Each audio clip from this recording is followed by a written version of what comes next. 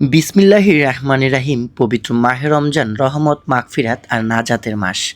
এ মাস শুধু সিয়াম সাধনার নয়, এটি মানবতা, সহমর্মিতা এবং দানের এক অনন্য শিক্ষা। বলছিলাম ঢাকার ১০০ ফিটে অবস্থিত শত কোটি টাকা ব্যয়ে মসজিদ আল মোস্তফার কথা। রমজানের আগমনের সাথে সাথেই এই মসজিদের পরিবেশ বদলে যায়। প্রতিদিন সন্ধ্যার আগে থেকেই এখানে জড়ো হতে থাকেন অসংখ্য রোজাদার। কেউ শ্রমজীবী মানুষ, কেউ পথচারী, আবার কেউ বা দূর থেকে আসা মুসাফির। সবাই এখানেই ইফতার করেন। এই মহৎ উদ্যোগটি সম্পূর্ণ আয়োজন ও পরিচালনা করেন একটি বেসরকারি মালিকানাধীন প্রতিষ্ঠান।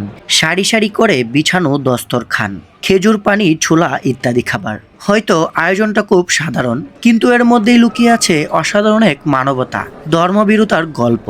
প্রতিদিন অসংখ্য রোজাদারের জন্য এখানে ইফতার আয়োজন করা হয়।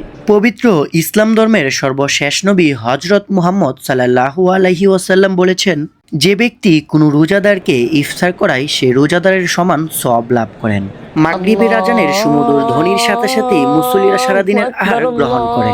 একটি খেজুর, এক চুমুক পানি, আর শত শত কণ্ঠে উচ্চারিত হয় আলহামদুলিল্লাহ, যার বাংলা অর্থ সকল প্রশংসা মহান আল্লাহর। পবিত্র এই মাহে রমজান আমাদেরকে এটাই মনে করিয়ে দেয়, রমজানের প্রকৃত সৌন্দর্য লুকিয়ে আছে ভাগ করে নেওয়ার মাঝেই।